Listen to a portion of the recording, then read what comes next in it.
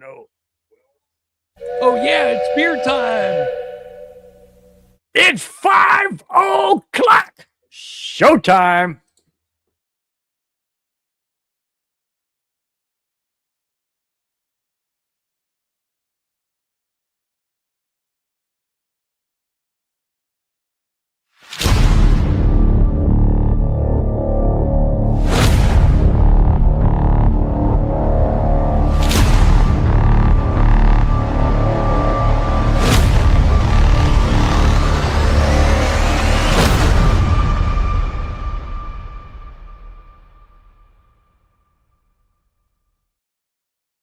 Hello, Bronco fans, football fans, and sports fans everywhere. Welcome to the Broncos Buzz. Spence, kick us off, buddy. Ladies and gentlemen, boys and girls, children of all ages, welcome to the show tonight. A show about emotion, about passion, about buzzes, about having fun, honesty, and integrity. And he interrupted me. Bad Bill. Sorry. No worries. But thank you guys for being a part of the show tonight.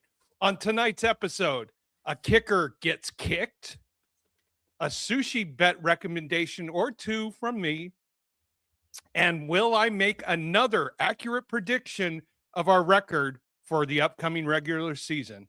This and a lot more tonight with his comments, my comments, your comments in the chat. This is Broncos Buzz. Thank you guys for joining us. We got a lot to talk about. We got a lot of scheduling to do. I've got to figure out how I'm going to get to Colorado for a few times and see my parents. I mean, go to a football game. Bill, with all that excitement, wow. Tell us how great your week was. Well, I don't even know if I can match that intro, man. That was pretty good. I like that. That's good, man. So you got a couple planned trips to Colorado. That's fantastic, my friend. That's awesome. That's awesome. We'll see. Sure. We'll see. You know, it all depends on the boss. That's true. That's true. And my week was good. Today was weird. I was at the ballpark. Gee whiz. I was at the golf course. Got there at 5 o'clock in the morning. And the last couple of days it's been really nice. I got there today and it's drizzling and then started raining for 2 hours. I'm like, what the heck? I look at my phone. This is no joke, dude. I looked at my phone for the weather. Guess what the percentage of chance of rain was? 2%. I'm like -1. I'm like 2%. What do you guys put the pipe down? Gosh, 2% chance of rain, and it rained. The sun did not come out, literally, behind any cloud until like 12 noon, and I'm off at 1. It's like, this is great. Other than that, it's been good. We won't get into, well, we will, the very last topic of the show, but that's why I'm wearing this hat, guys. But we will get into that unbelievable comeback at the very end of the show. But other than that, Spence, how was your week? Oh my gosh. I don't know what's going on with my blood pressure right now, but my son had a playoff game yesterday against number 1 versus number 2 in the winners bracket finals. They won 5-4 in an exciting, great game. They brought my son in when it was 4-3 to try to save the game. And he went up against their heavy hitters. And he gave up a few hits, but he struck out the last 2 with second and third. Wow. And 1 out, back-to-back strikeouts to preserve the tie. And in the bottom of the 6th, won it. I mean, everybody's pulse was just, yeah. My tremor was just going crazy. This is why I score keep for the games, because if I'm a parent out there in the stands, I'm pacing back and forth. I'm pulling out every hair. I'm working as a scorekeeper. You just have to be calm, neutral, and exact and precise. And the boss is already. What you just described wasn't calm, relaxed, and neutral. It wasn't, dude. I know the feeling. I have a grandson that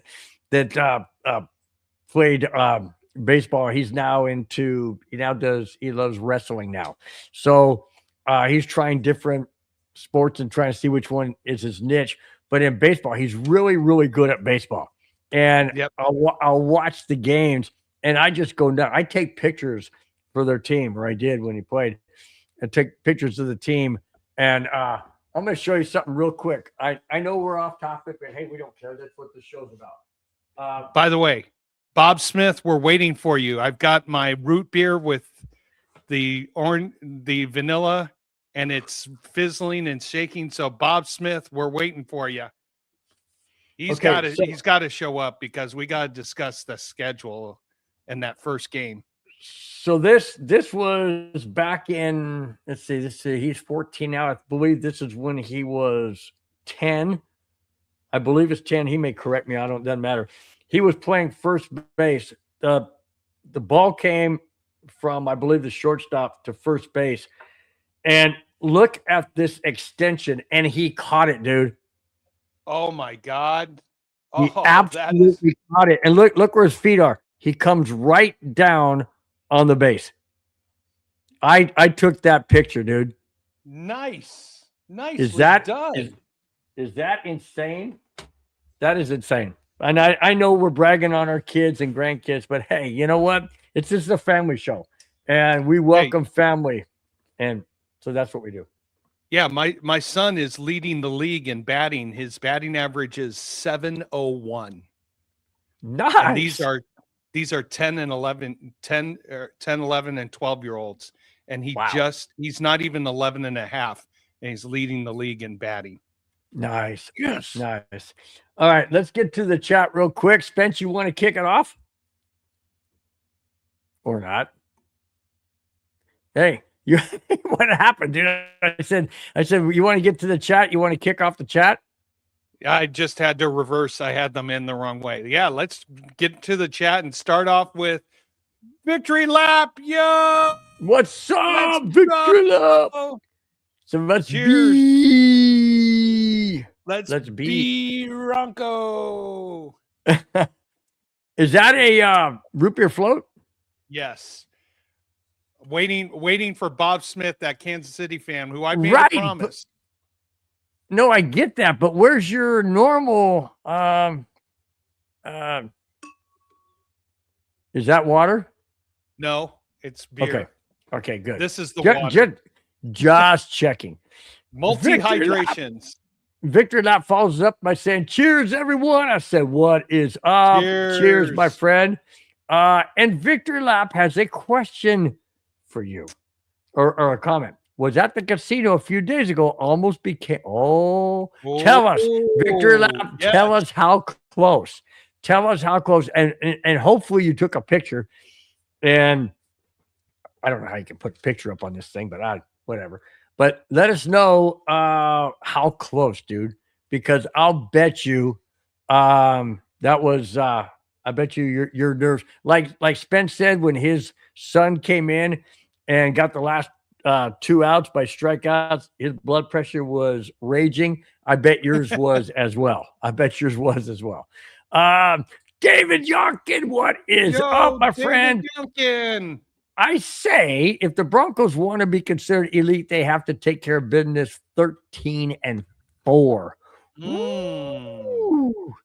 Interesting prediction. Well, we're going to get into some of this. I'm not going to throw my predictions out yet because it's not preseason. And, oh, by the way, when we get into the schedule, which will follow the very first topic, which is a sad note, but when we get into the schedule, interesting preseason schedule this year.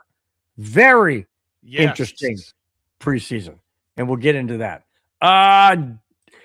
DB for Denver Broncos for life. Says, go life 303 area code. Go Avs, go Broncos. Broncos got to be 4-2 or 3-3 in the first 6 weeks. Yeah, you know what? That is. Wow. I think we're going to get into a lot of detail. We're going to get into a lot of detail. That's for sure. Yeah. Go ahead and turn it on. Your prediction, Bill, is probably 9-8. Good. That means we'll do better than 9-8. Yes. I don't know. We'll see. It all depends. Victor Lap follows up by saying the table that hit the jackpot hand was behind me. I was betting to hit all day. Wow. At what game? What game were you playing? Blackjack or hit the jackpot hand was behind me. The table. What table is what table? What excuse me. I don't bet. So what table has a jackpot? I don't know. Pai Gow, poker. They have jackpots? Oh yeah. What? How do you get a jackpot? I understand on slots because you bet the full. I don't understand. Baccarat. Ooh, baccarat. Interesting. How do you get a jackpot? You probably have to hit 9 exactly on the nose, or I don't know. I have no idea. Wow! Right over my head. I have no idea. No idea what you got to talk about. Madungus. Save that video so we can put it in our video catalog of him going, meow. I have no freaking idea. How about this? This is even better because I have no hair. Wow! Took it right off. Took it right off. Wow. It says about 15 people on that table, but no one bet it. Wow. Again, I still don't know what that means. You have the option betting a jackpot, like if you put out usually like in Pai Gow poker or like in blackjack, if you put out $1 and you hit a blackjack with a suited blackjack, you could get a certain bonus. Or if you hit, it's just options. It's honestly, it's another way that the casino makes extra money behind the scenes without you making money. So it's there you usually go. All bet. Diamonds, Red Dragon, whatever Red Dragon. I have no idea. What the fudge, a Red Dragon? I know what diamonds are. Oh my God. Diamonds are a woman's best friend. That's what diamonds are. No, diamonds are a way to bankrupt us men. We haven't even gotten into the first topic. We're already 12 minutes into the show. It's great. It's so great.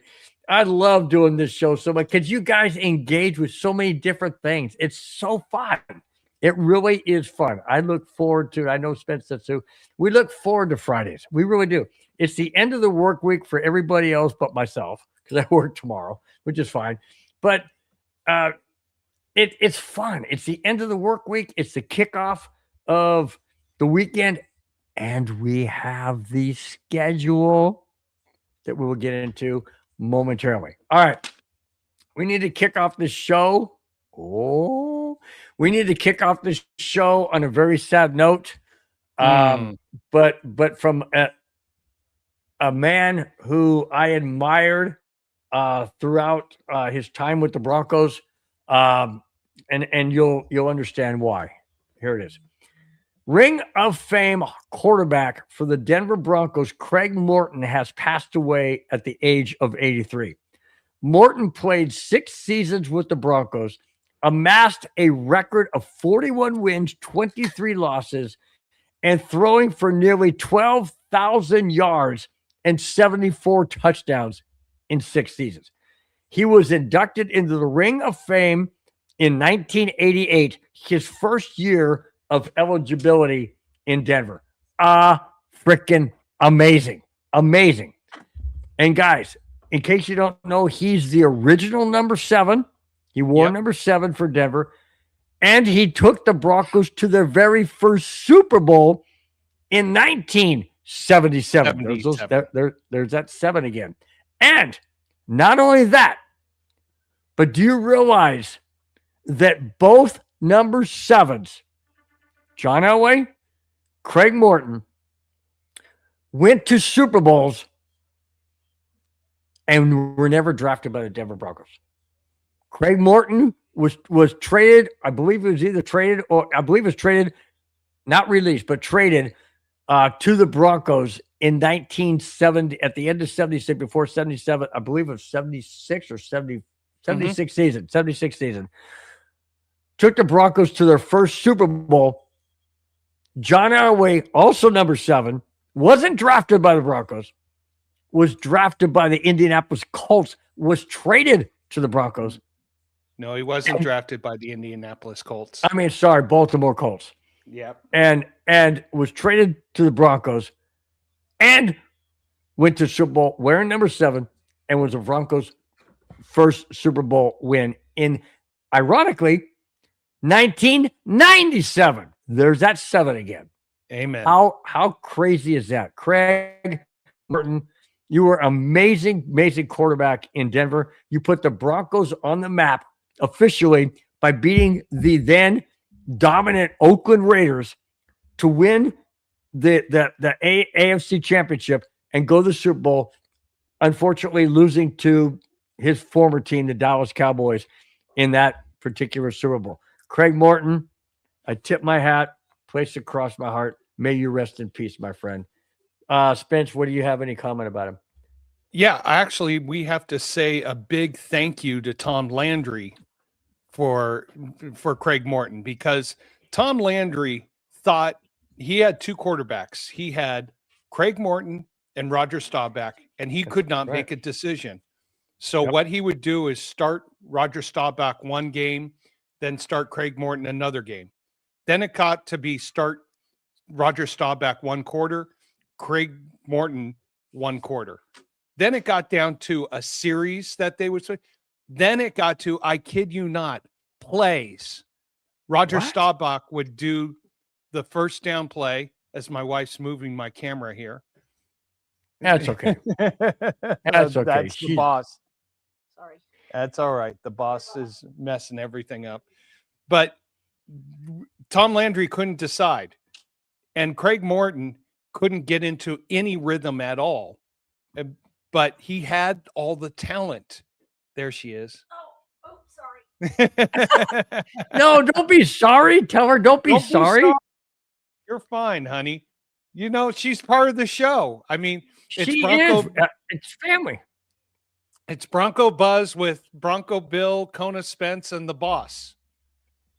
Bingo. There we go. There you go. Oh, here she comes. No. She's going to wear a hat or put it on you. No, she's wearing a hat. Nice. But Craig Morton didn't. Oh, okay. I'm wearing a hat now. Yeah, I shouldn't have waved. Then she wouldn't have seen me. And this is live. You know what? As they say, stuff happens on live TV, right? Exactly. Yeah. Even my daughter's now getting into the act. But everything happens on live Craig, TV. But we have to thank the Dallas Cowboys, who could not make up their mind, who could not do anything right. But how ironic, though, that it would be Roger Staubach against Craig Morton in that Super Bowl. In that Super Bowl. And you know what? Craig Morton just ran into the most potent defense in the late 70s, not the entire. Weren't they called the Doomsday defense? No, who was Doomsday? I think it was that Minnesota was the Doomsday. No, Minnesota's defense? Purple People Eaters. Or was that the Rams? Might have been the Rams. Yeah, might have been the Rams. But I know the Cowboys were. I could have swore the Cowboys were Doomsday defense. I'm not gonna. I don't remember. I just know. But I know they were tough. They were tough. Randy White made Craig Morton's life really miserable. Yeah. But what an absolute honor to be in the Ring of Fame on your very, very first eligibility. I didn't know that there was an eligibility to be in the Ring of Fame, like it is for the Hall of Fame. I didn't know that you had to be retired for X amount of years. She's really messed you up, dude. She's messing you. Here we go. Let me take care of that, honey. Sorry. It's okay. I'm trying to get JoJo ready. JoJo, for all that, you have to come here. You caused all this, so come and say hi to Bronco. What'd she do? What did you do? You just say, I had to get some clothes. I had to go to school. One kiss. Had to get some clothes. She's like, I'm not kissing you on live TV / internet, which goes everywhere. Far out in space, so to speak, than TV. So, yeah, she's Yeah. not going to do that. Cheers to Craig Morton. I mean, he really started the Bronco momentum there in the late 70s and that evolution that happened. So rest in peace, Craig. Thank you for everything you did for our Bronco family. Absolutely. No doubt about it. All right. Now, we are going to get into the main topic that everybody's waiting for and our opinions that you guys are waiting for. The full 2026 Denver Broncos schedule. All right.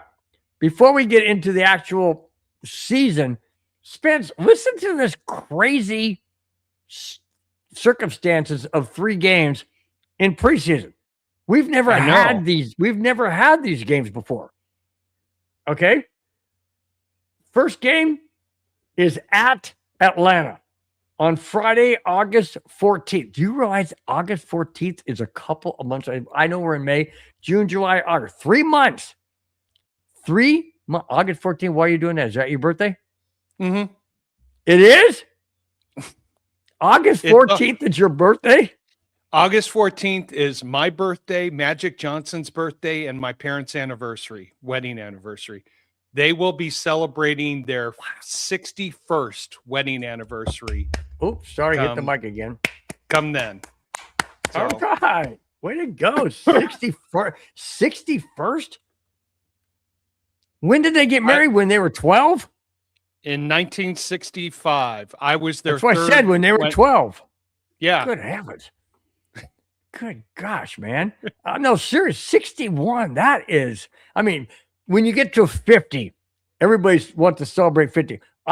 My wife and I, Susie and I, are going to celebrate our 30th wedding anniversary this August 1st.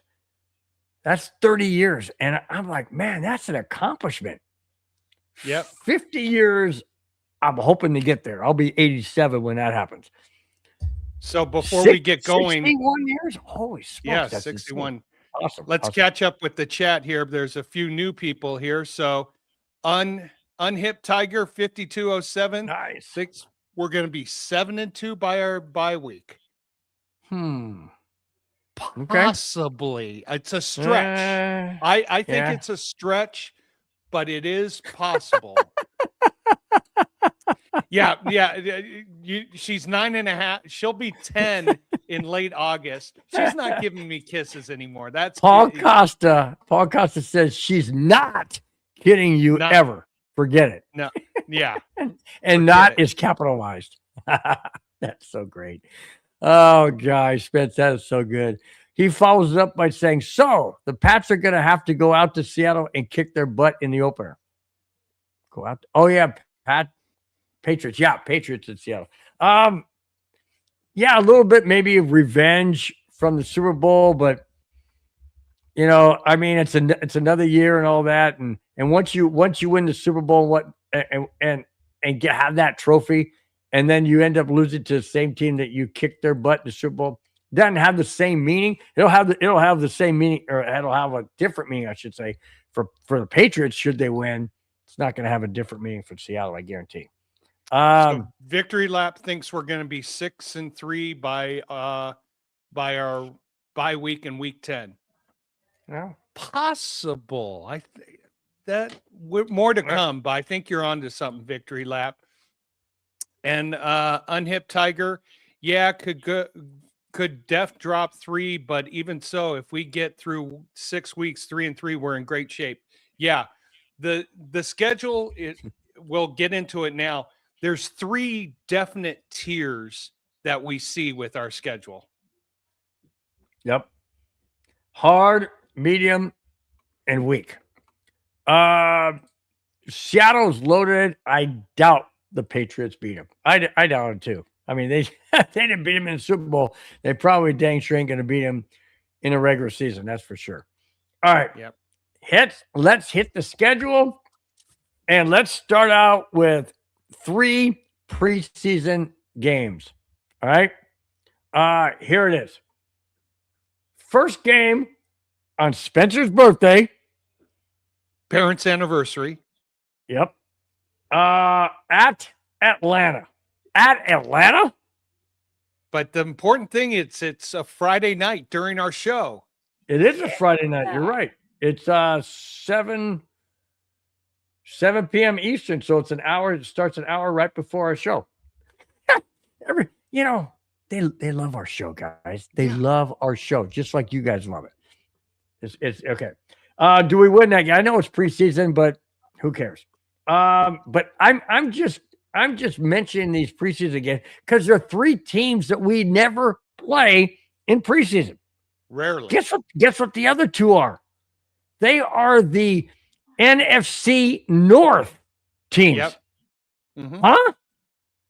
At home, August 23rd, 24th, August 20th, 21st, 22nd, or 23rd, to be determined. At home against Green Bay Packers? We just played them. But a preseason game? Why Normally we play Arizona, San Francisco, and Seattle. We ain't playing any of those. Which is fine. Let's get some diversity. I like this. I do too. It's different. And then the last home game in preseason is either August 27, 28, 29, or 30, again, to be determined, at home against the Minnesota Vikings. Are we going to see Mendoza?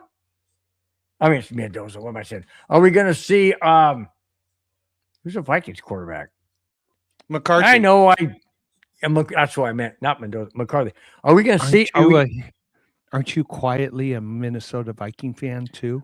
That's my NFC team, but I don't follow them like I do the Broncos as much. I don't keep tabs on who their freaking quarterback is. That's that. McCarthy. Are we going to see McCarthy? Because McCarthy hasn't done jack diddly squat since he came to the Vikings. Well, that's the week before. That is the last preseason game. Now, typically with the last preseason game, that's usually when you get the second and third strings and the fourth strings who are all fighting for jobs play most of the game. So right. If McCarthy needs that time or needs that effort, that means he's fighting for the backup role. Well, who else do they have to start? Who's their backup? You know more. You know the Vikings. I have no idea. Where's my nephew Bobby? He knows all about the Vikings. That's his favorite team. He's probably at a Gamecocks party. No, that's Rudy. Oh, the other one. Bobby is the nephew in San Diego. Okay. Now, let's start out with Kyler. Thank you. Up unhip. That's right, Kyler Murray. Yes. That's why I couldn't remember because there's no way that guy's going to be helping Minnesota. I just don't see him helping Minnesota. I really don't. I'm sorry, but I don't. He didn't do anything in Arizona. Hang on one second here. Brad, welcome back to the show. Good evening, Broncos country. It's finally Friday evening. That can only mean one thing. It's beer time. No, it's time for the best Broncos podcast ever with the legend Bronco Bill, and that other guy is there too. Thank you, Brad, so much. Wow, Brad. Thank you so very, very much. Brad then follows up with traitor and shame on you, Bronco Bill. Minnesota's his NFC team. That's my NFC team, dude. Look, let me show you something. Let me back up for a second. Do you see any Viking stuff up there? Broncos,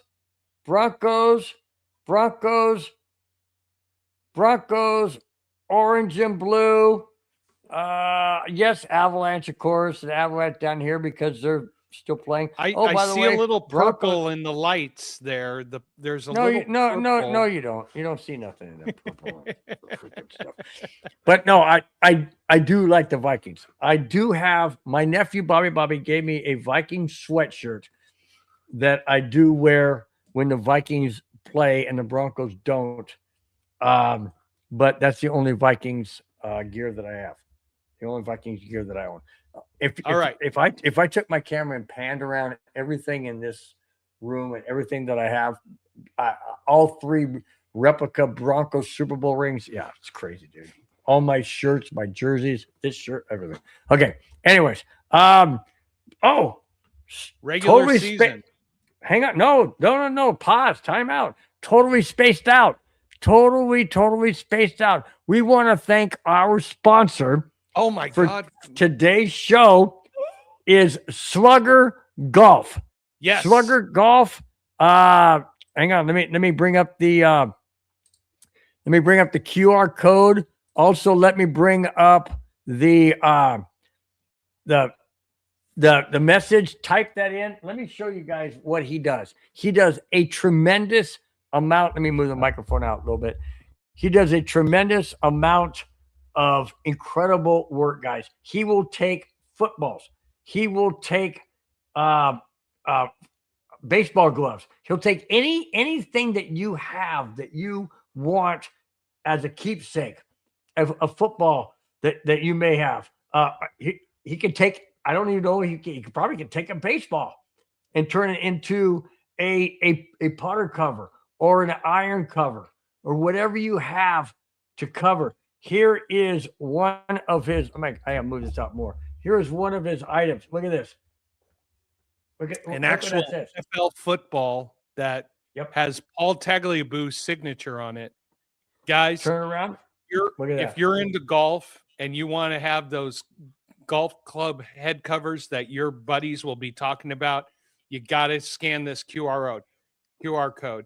If you have a friend who's into the golf industry and you want to get a present for them, scan the QR code. Just go check it out. Look at that film. Look at that film. Yeah. This is high quality,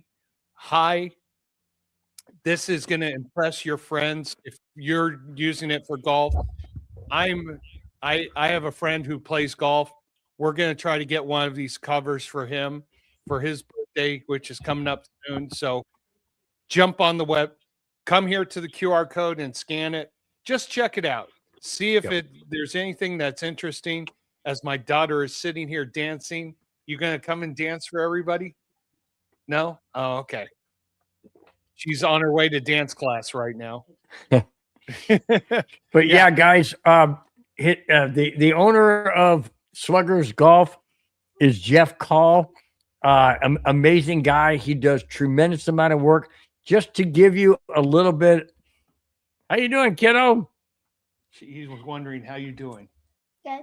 Say I'm good. Off to dance class. Right here? Yeah, go ahead. You could just talk. Go ahead, just talk. Say I'm off to dance class. I'm off to dance class. Nice. Break a leg, girl, or shake a leg. Oh my God, she is so good at dancing and everything.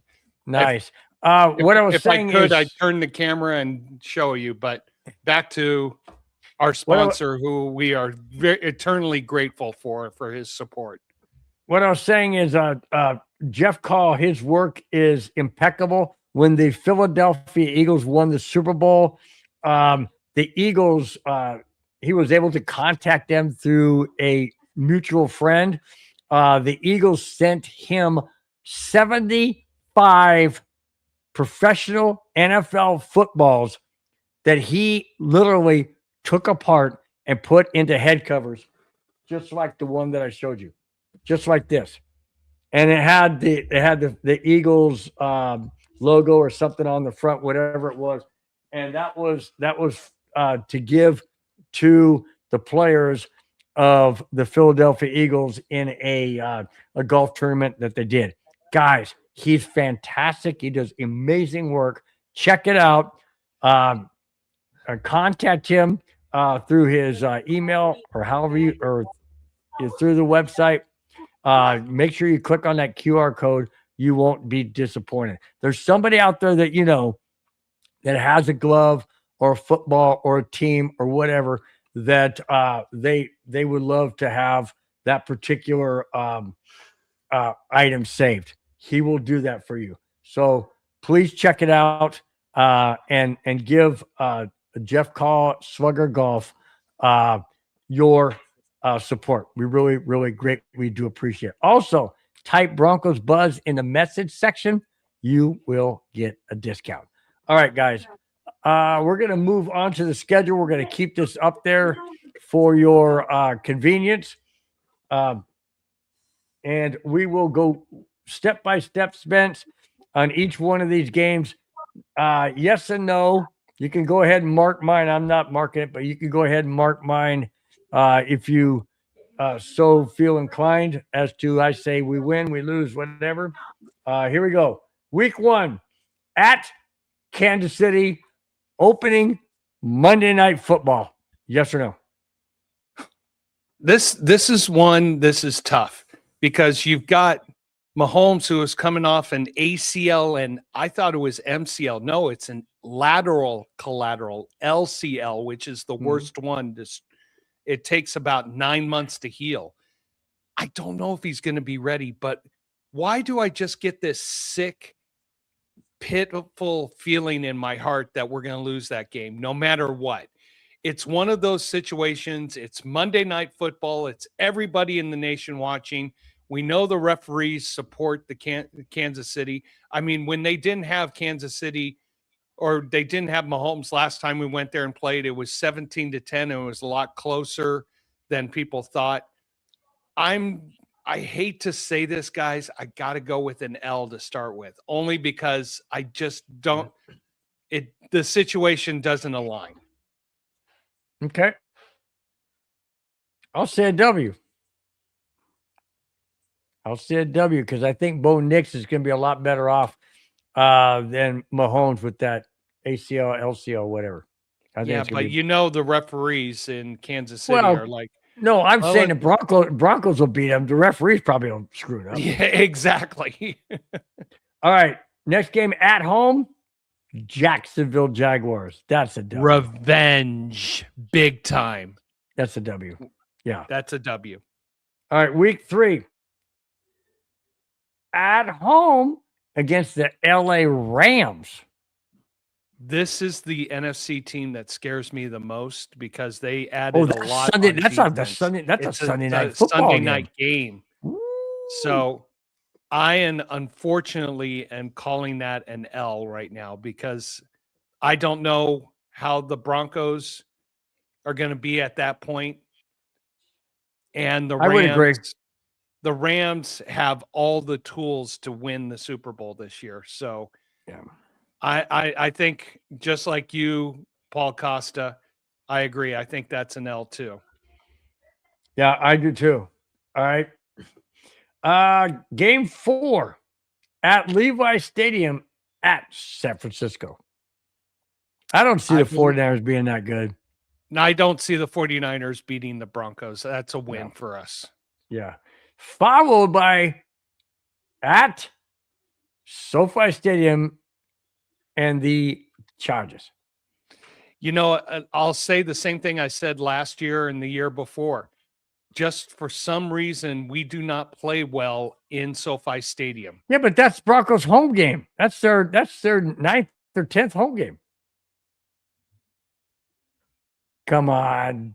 Denver always shows up. Bronco fans always they show do, up.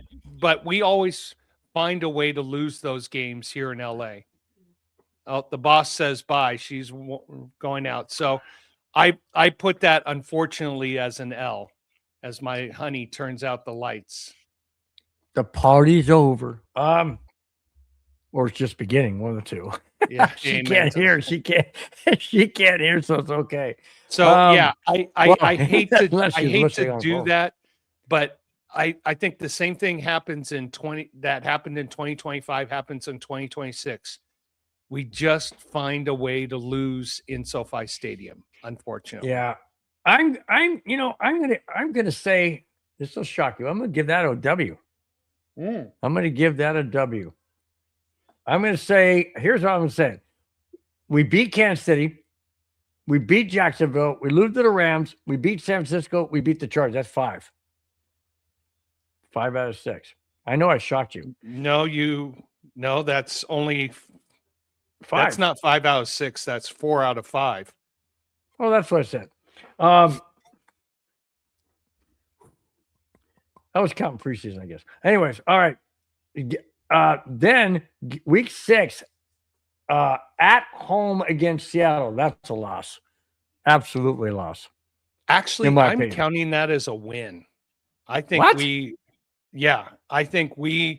there's going to be a lot of motivation to beat Seattle. They're not going to have the rushing game that they had. I think that's Now- a W with all the energy. We should have been facing them in the Super Bowl. I was going to W. say, are you basing that on the fact that had Denver gone to Super Bowl with Bo Nix, this is what they would show them? Yes. Okay. All right. I still give it a loss just because Seattle is the Super Bowl reigning champion. Week 7. Hang on. My mom has an important announcement. She gives the Broncos buzz a win. Thanks, Mom. Nice. Thank you so much. That is awesome. Thank you so much. Hey, we're already in the win column. Love it. Yeah. Week 7 at Arizona. If we lose this game, we are pathetic. If we lose this game, Arizona has nobody. So the first 6 games is basically the roughest stretch we're going to go through.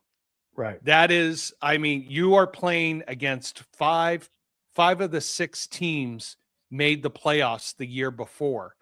And so we're going up against, and Kansas City, they're a playoff caliber team, but not in the playoffs.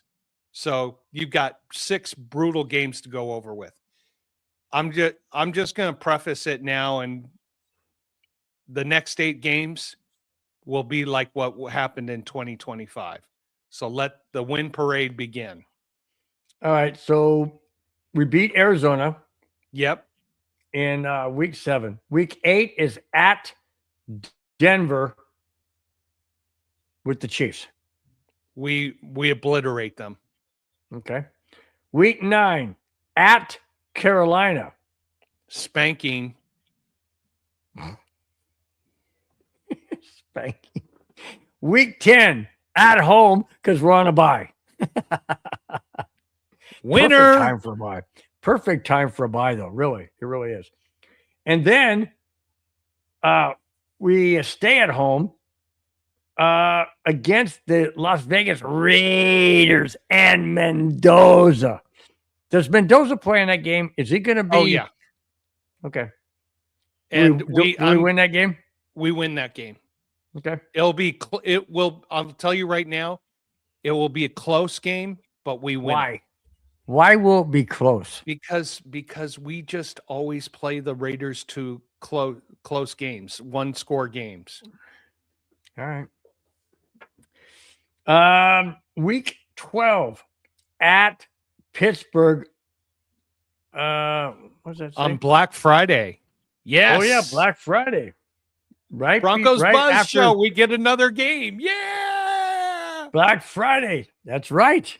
See, we got they love us, guys. Hey, they may not like the Broncos per se because they had us opening up in Kansas City, but they love our show because we can sit there and have the game on tablet and watch it and comment while we're doing our show. That was fantastic. All right. And you know what? This is a game where the Broncos are going to make a wish with Aaron Rodgers. Mims or Benito's going to grab one leg. Our new defensive tackle who we drafted is going to grab another leg and make a wish for a victory. Right. Yep. W. There you go. Followed at home, but that game is at Pittsburgh though. It's at Pittsburgh, Yep. but it's on November, so it could be cold, and whatnot. Then we followed up on week 13 at home against the Miami Dolphins. If we don't win that game, then we're not a playoff team. So yeah, that's a blowout. And then we've got 2 games back to back on the road. Sunday, December 13th at MetLife Stadium against the New York Jets. MESS, mess is what the Jets are. So The Jets quarterbacks Geno Smith. Gosh. what happened? What did we do to Geno Smith last time we faced him? Yeah, oh, but if that's we- right. If we don't beat him, oh my gosh. I know. Yeah, exactly. Oh my gosh. And then we follow up the following Sunday on December 20th at Allegiant Stadium, Vegas Raiders. On I'll the road. say this. I'm thinking at that time the Raiders are going to have some type of momentum. It will be a close game, but I think the Broncos win by 3 points. Why will they have momentum? You think you really think the Raiders are going to be good? I think they're going to be better. Why? Not- Because Kirk Cousins will be starting for the first 5 games. I just think Six think games, whatever? you've got a new leadership, you got a new voice, you got new Yeah, you got quarterbacks. Clint Kubiak, doggone it. Yeah, so I just think it's going to be a lot. I'm not underestimating the Raiders this year. Okay. They may not perform at that highest level, get those number of wins, but I'm not underestimating them as you freeze. No, And you're unfrozen. In my opinion, this is the game. In my opinion, this is the game of the Broncos' entire season. Why? Because of where it falls Yep. and who we're playing. Oh yeah. Friday, again, Friday, December 25th, Denver at home. What day did I say it was? Merry Christmas. Christmas afternoon, not night, Afternoon. at Denver Mile High Stadium against the Buffalo Bills. Oh my gosh. That is going to be a fun game and the beginning of the treacherous 3 games to end the season. This is Buffalo's retooled themselves. Got a new coach, got a new style, got some new running or wide receivers. You still have Josh Allen. That defense, they got some new resources, but how the Broncos are going to measure themselves when it comes playoff time will be in that game. I think they come out of that game again with a W. I was going to say, are the Buffalo Bills going to be geared up to try? Again, a playoff game to a regular season game is completely different. But are they going to try?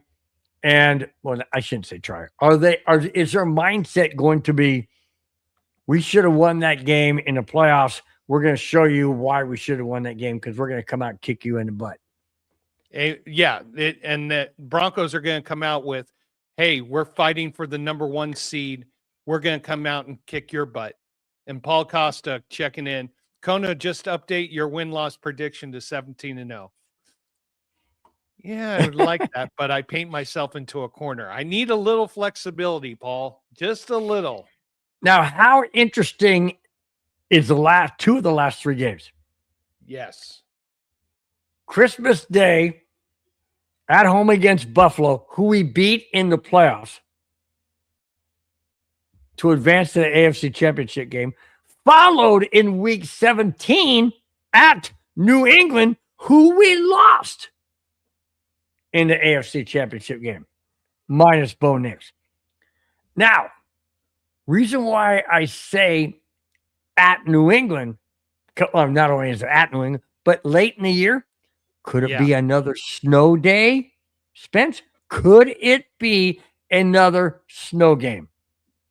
Oh, look at the little guy. Are you say hi to everybody out there? Oh, You smell the root beer. Oh, he's looking right at the root beer float. No, time to get down. So I'm going to tell you this. I unfortunately put this as a loss only because of 3 factors. 1, the time of the year that it's at. 2, it's at New England late in the season when they're going to get a lot of media attention. And 3, just like Kansas City, when you go to New England, strange things seem to always happen. So I put that as a loss. Brad says, and the outcome is going to be the same as last time we met in divisional. We beat them. Talking about the Bills. Okay. Yeah. All right. Okay. Yeah. I agree with that. But the New England one, what if it's snowing? Is that mindset of the Broncos playing another snow game going to affect them? I know Bo Nix didn't play that game. I understand that. But just saying.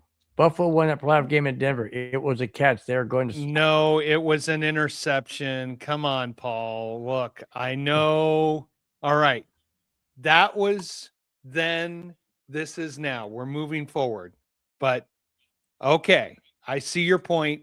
It's still an interception. It could, in all honesty, it could have gone either way. Could have gone either way. That's just the way I called it. All right. Last game of the season. At home. To be determined whether it's going to be Friday, Saturday, Sunday, Monday, no, whatever day. At home against the LA Chargers. We win that one. So right now, I have us at 17-0. Oh, sorry. 13-4. There was a few games I was iffy about. I will say this. Right now, my before anything after draft prediction is 12-5. Do we still win the division? Yes. Okay. Interesting. Very, very interesting. Good comments, man. Good comments. All right. We will get into something along the lines of some other games that or international games. We'll get into some of those in just a little bit. But before that, former Broncos. Oh, let me take this off real quick. Guys, once again, thank you so much for was that it? Yeah. Guys, thanks again so much for for acknowledging our sponsor, Slugger Golf. And all that he does. Thank you so much. We're going to take this down right now. We will put it up towards the end of the show. And everybody just click on it. Go put that back up. Put the QR code back up there. Everybody just click on it and go check it out. You might have a friend or someone who's really into the golf business. This is going to make a great present for them. Just go check it out. Use the Broncos Buzz code. See what's there. You're going to make someone who's a golf enthusiast very happy. I'm taking care of my friend, who I don't want to say he might be watching the show, but I'm going to take care of a friend of mine who needs some but head. if it's your only friend, he'll know who it is. Just kidding. Just kidding. Oh, I've got a lot of friends.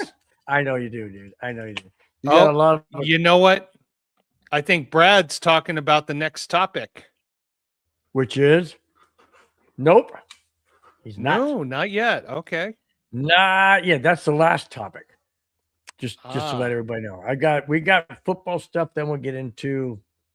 So stick around, Brad. Stick around because it's going to be good. It's going to be good. All right.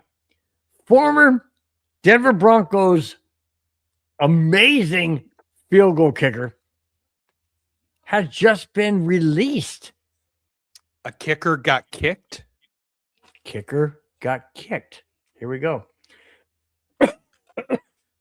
If I don't choke on myself.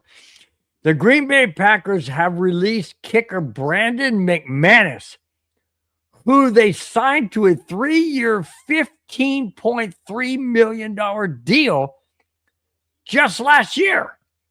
They also paid him $1 million, a roster bonus, this past March. That information comes from Adam Schefter. Holy smoke. Now, I know the Packers drafted a kicker this year, but McManus, hang on a second. Let me wrap my head around this. You're going to let go of Brandon McManus, one of the best all-time accurate kickers in the history of the NFL recently, for a rookie? How does that make any sense? Unless it's a money thing, but they still lost $1 million. I don't know if that was 3.5 million. Was it 15.3 million guaranteed? I don't know what was guaranteed, didn't say. But my thought is this: you pay him $1 million bonus and you release him after 1 year?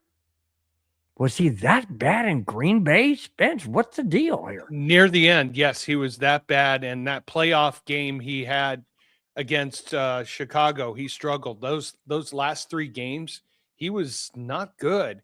And so they sent a signal to him they sent a signal. Well, they sent a message to him. They sent a message when they love the kicker's name they drafted, Trey Smack. When they drafted him, McManus was like, "Oh, I think my you know what? Done." You know what? That's fitting because, like you said, a kicker got kicked, so a kicker got smacked. Kicker got smacked, but he got kicked. Damn. Well, you know what? You had the better one-liner. Paul Costa made a great point. The Patriots let go of Adam Vinatieri. Hey, you want to know something? Younger, hungrier, more accurate. Ooh. And you know what? Brian McManus. Brad says he wants McManus to re-sign with Denver. I think we got a good enough kicker already.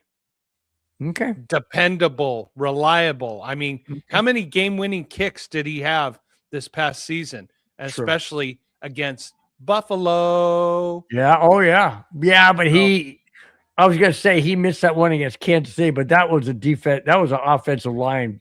Yeah, that was still whatever. Hey, Biggie Bronco, what's up? Biggie Bronco says he doesn't want that back. Want that boop boop. And by the way, thank you, Brad. Will Lutz is elite. I agree. Yep, he is. Will Lutz has ice through his veins right and now. I used to call him Will Klutz when he missed those, easy ones. But hey, he's really you're right. He's really come on. He's really proven to be elite, especially for 50+ yards. Holy smokes. Oh yeah. Good gosh. That's amazing. Think if I remember right, he had the second best kicking percentage at 50+ behind the Dallas Cowboys kicker. Yeah. Oh, who ended up matching? I believe it was matching or just barely exceeding the highest paid salary for a kicker. It's amazing. We don't speak of the missed field goal, the missed kick during the KC game, Bill. Come on, we don't talk about it. Sorry. It's okay. You owe Brad an apology. Okay, I'll be back in a minute. Oh, get back in here. Come on. Enough of the drama. Okay. Oh, I like it. Hey, how did I do that? Hey, wait a minute. Hang on here, a second. Push you over there. Push you. How does this not work now? Well, then here, let me fix. Okay. It's weird. Ever since this whole thing updated, I don't know what to do anymore. Everything just updated. Anyways, it's all good. That's weird, man. That's right. It's all good. Hey, I had to, I love you, Bill. I know. Thank you so much. Yeah. I love you well, too. no, and thank you, Brad, for keeping us straight. We really appreciate it. Absolutely. Hey, if I mess up, I mess up. If I misspeak, let me know, guys. I'm not perfect. I do my homework, but just go back. No, don't. I'm not gonna tell you where I screwed up on the price of beers and ballpark. Anyways, okay. Well, that was egg in my face, huh? That was egg in my face. Yeah. All right. Really, $5 average price in San Diego? Yeah, maybe in Okay, 1982. we're done. Okay, we're done with that. Yeah, that was a. I'm just after saying I- I'm just saying what everybody in the chat is thinking.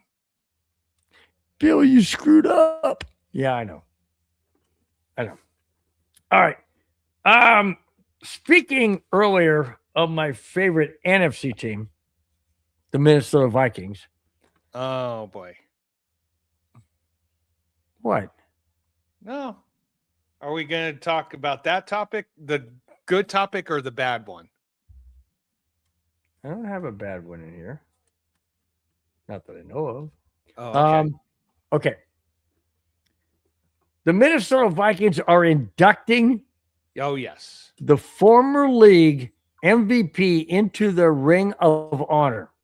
Wide receiver Adrian Peterson. Peterson found this out. This is cool. Adrian Peter found this out from another former Viking, John Randall, who knocked on his door and said, "Hey, guess what? You're inducted to the Vikings Ring of Honor." That is so cool, dude. That is so cool. Let me continue. Peterson played 10 seasons for the Vikings and is the last. I didn't know this.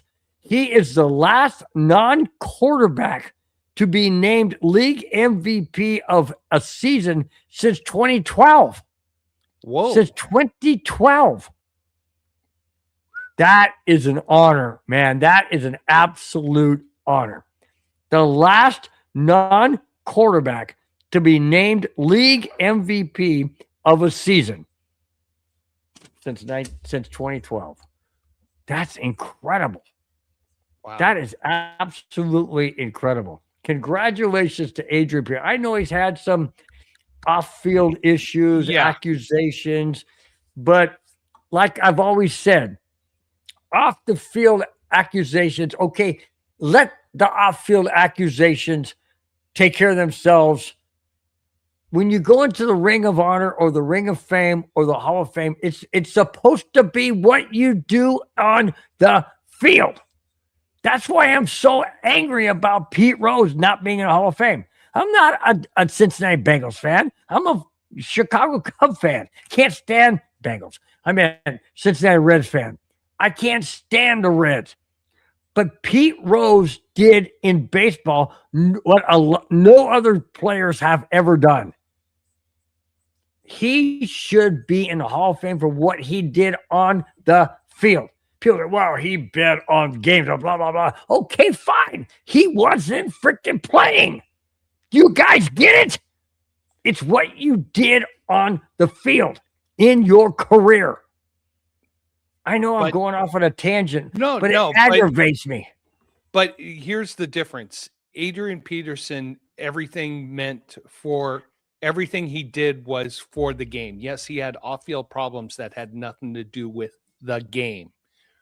Where you bring Pete Rose up, yes, as a player, he should be in the Hall of Fame. But as an all-around person involved in the game, no. I don't want to see somebody who affected the game illegally, whether he did do things coaching-wise for the game or not that affected the outcome.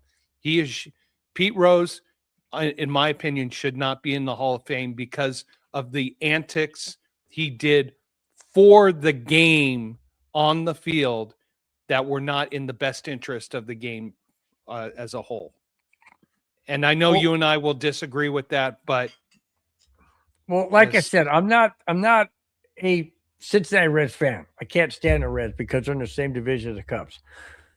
But to me, Pete Rose did things on the baseball diamond no other player has ever done. Look at Bobby Bonds or Barry Bonds or whatever, the guy with the head about this big because he was on steroids.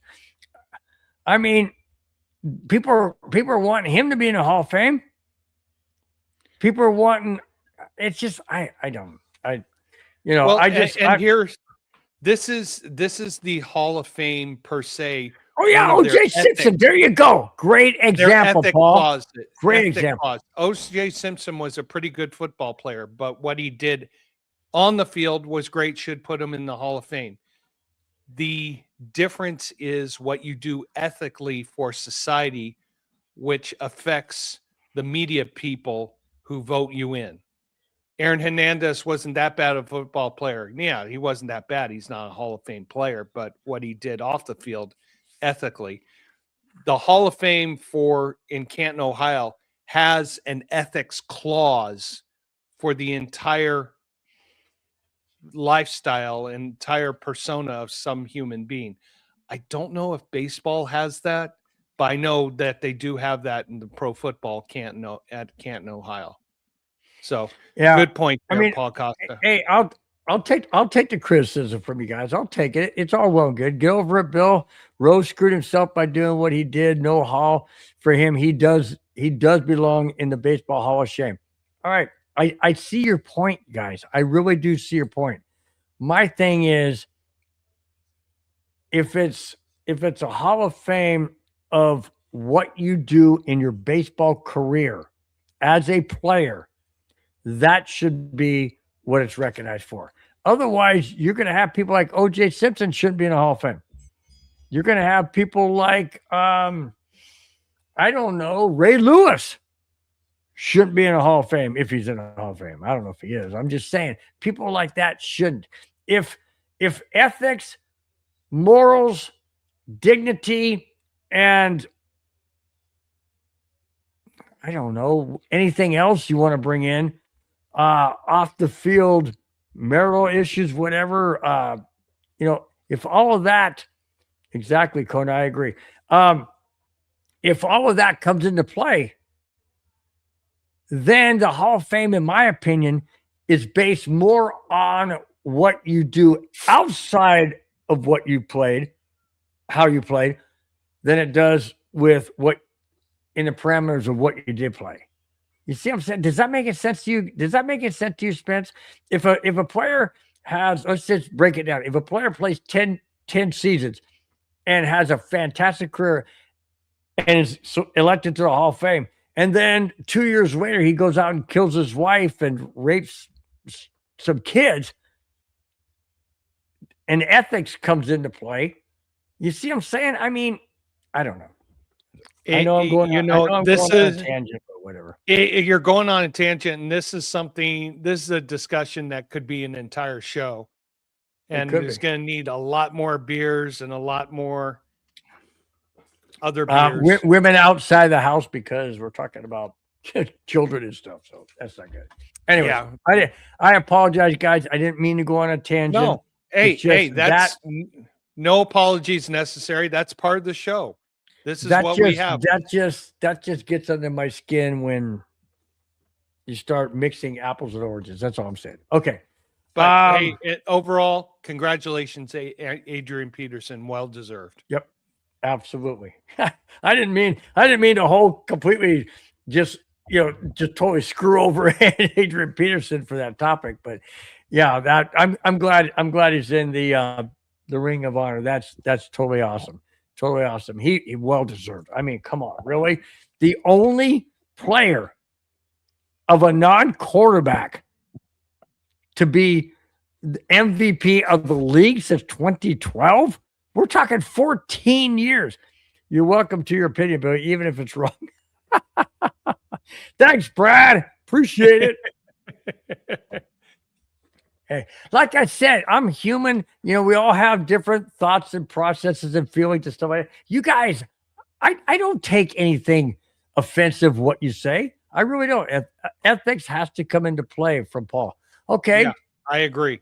Okay. I mean, if you want to be recognized as the greatest of all time in a professional sport, you've got to have the highest level of ethics when it comes to all aspects of life. Okay, let me ask you this then. Adrian Peterson went into the Vikings Ring of Honor. His off-field stuff, does that now mean that they need to take that off? I mean, I don't remember the off-field stuff, but he had some accusations of wife beating or girlfriend beating or But he was never injuring his son, kind of thing. But he was hitting. never convicted or never prosecuted, if I remember right. True. So I mean, there's. I'm just saying, if you're talking about the Hall of Fame and you're talking about the Ring of Honor, what about the Broncos Ring of Honor? What about John Elway? Or I don't know, whoever's up there. Yeah, John Elway didn't do anything wrong. I'm just saying, if you're going, is it just based on the Hall of Fame, is what you're saying, or is it based on the Ring of Fame or the Ring of Honor? I think it's just based on the Hall of Fame, and each team has their bar of standards, as Paul says here. Ooh, Vikings have a low bar. Oh boy. geez. It's based on their standards. And Bob Smith, if you're watching this, I've been waiting on this. The ice cream is fully melted, and I'm still going to have the root beer float. He'll show up after you've already drank the whole thing. Going, I had it right here. Honestly, I did. Go back and watch the beginning of the show. He promised to be here on this show, and I made a promise to have it. So, hey, John Elway is Mr. America. Hey, America is Mr. All America. I will tell you this, and everybody here in the chat, if you have not seen it yet on Netflix, you've got to watch the hour-and-a-half special on John Elway. It is amazing, but it shows you all the struggles and all the focus that he put on above his family and everything he struggled with since then. So it's a great introspect. And the one thing you guys have got to watch, seriously, watch up to the very, very end. He gets so emotional about his career, about everything that he went through. He gets extremely emotional. And that's something we have not seen from John Elway, other than when he retired from football, obviously. But to talk about his career and to realize where he is at this point in time in his life, and reflecting on all of his entire career, all the way back to high school, and bringing all that up. He talks about his dad. He talks about his mom. He talks about his late sister, his twin sister, Jenna. He talks about all of that. It's gripping, guys. It's absolutely gripping. I've watched it several times, and it is a tearjerker all the way through. If you're a Broncos fan, you have got to go watch this. We're not getting sponsored by Netflix. Oh, well, we should, but we're not getting sponsored by Netflix. But yeah, please go and watch it. It is absolutely worth the entire hour and a half.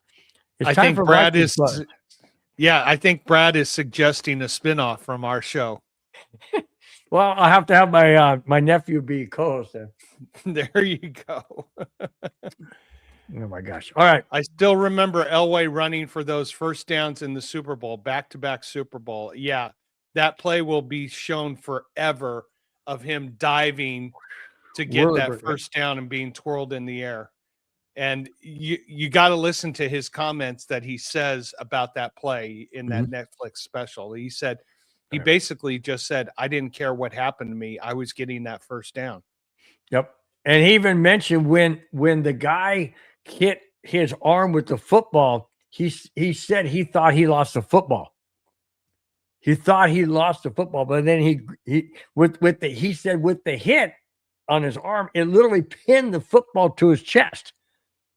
He said that's what kept the football in his possession, is the guy hit his arm expecting to dislodge the football, but it pinned it to his chest. If you go back and watch that, like I said, if you go back and watch that entire documentary, or even just that play, watch that particular hit. That ball gets pinned to John Elway's chest, and there's no way he was going to lose it because he couldn't.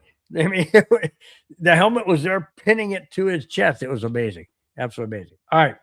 Hang on here. We got Joshua checking in. I still remember the Broncos blowing a 24-0 lead against the GOAT, Thomas Edward Patrick Jesus Christ Brady. Okay.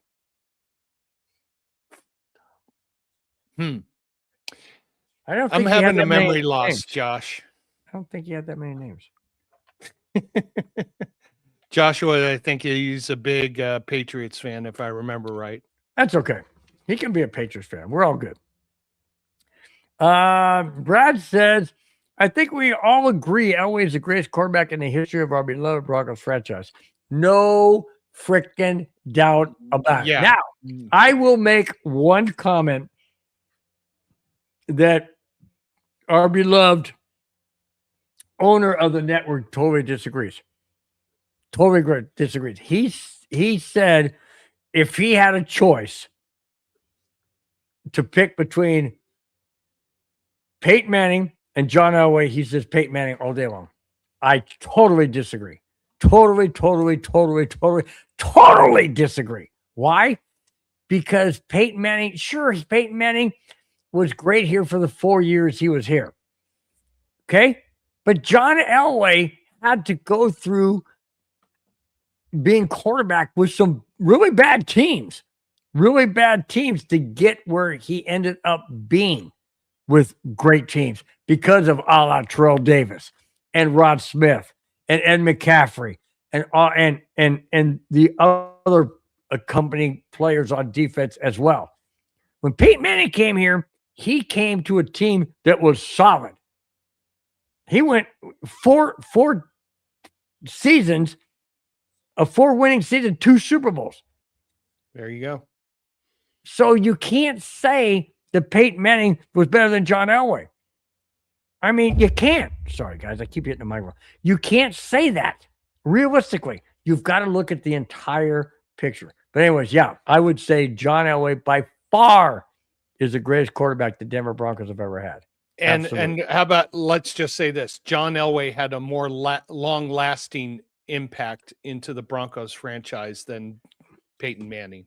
Well, sure. So, Can you imagine John Elway with Demaryius Thomas? oh, geez. With that arm, dude? With that arm? Oh. How about this Broncos team now with Waddle? If Waddle makes, Waddle would probably dare Elway. It's like, come on, oath throw. We got to check in with Marty and his Raiders. It's okay, man. We're going to see you. What's happening, Marty boy? Looking forward to playing against you guys come, let's see, what is it? Week 11 and week 15. There you go. We're going to sweep you guys, by the way. Oh, I don't know if you want to go down that road. I'll go down that road. I know I'll get text messages, but okay. Let's see. What about Plummer? Marty boy said, what about Jake Plummer? I like Jake Plummer. I loved his attitude. I really loved his attitude, man. I did. I liked him. Tebow, I love Tebow. Oh my gosh. Tebow time. Oh, you know what I loved about Tim Tebow was his passion. I would sit there and watch the game from start to finish, and I'd sit there and go, okay, we're down by, how about the Miami Dolphin game where we're down by 13 with, I don't know, 7 minutes left in the game, and we don't have the ball. And also we get the ball, Tim Tebow go down, get the touchdown, then we stop them, we get a ball again, we go down and get a touchdown, win the game in the fourth quarter. It's ridiculous. It's ridiculous. It is so, I love Tim Tebow. Absolutely love Tim Tebow. His energy, his passion on the sideline. I loved it on the sideline after they scored or something. He would go, let's go, let's go, let's go. Oh, God, love that guy. Love that guy. I go back and watch Tebow games all the time. Sorry, boy, just busting your stones. He's not saying busting your balls. Can't wait for September. Hey, you know what? Less than 4 months away. Regular season starts. I can't wait either. I'm excited. But this is seeing the schedule is step 1, seeing training camp step 2, seeing preseason is step 3, leads us to just after Labor Day and step 4. And the start of football. Or Yep. or it's the start of Hey, time out. Time out. Hayes for horses. It is playoff time, baby. I can't get into football until that season's over. Sorry. Amen to I that. can't- I Richie can't- I can't- Rich. Richie, How we what doing? is up? Evening. Brad says we had one of the most dangerous offenses with Manning. Also, we do not speak of the Super Bowl. We got absolutely destroyed by sea chickens and that cancer of a quarterback they had at the time. Oh, the virus. Wow. That was a smackdown on all sides. I kind of like that one. That was good. I did too. That was good. I did too. Jay Weaver, what's happening? Hope you gentlemen had a great week. Go Broncos. Amen. Jay, how you doing? Yeah, Jay, how's it going, man? How's it going? Haven't seen you in a while. Got a drink to that. In a long while, put it that way. All right. We have to talk about this. And I want to get your comments on this, Spence, because I'm not sure if this is a good fit, if this is a reach, or why would they go in this direction? Here it is. The Cleveland Browns tight end David Njoku has signed with the LA Chargers on a one-year deal worth up to $8 million. That means his contract is worth less than $8 million, which wasn't disclosed.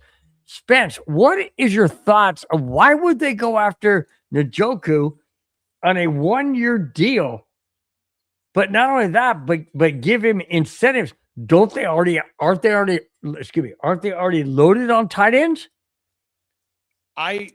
Here's what I put on my notes. I went, yeah, so I don't really understand this unless you're trying to get extra insurance policies to cover up, or you're going to switch to an offense that has two receivers, two tight ends, and dare a defense like the Broncos, who have not done well covering tight ends, to play defense. So I don't quite understand this, but you know what? Why?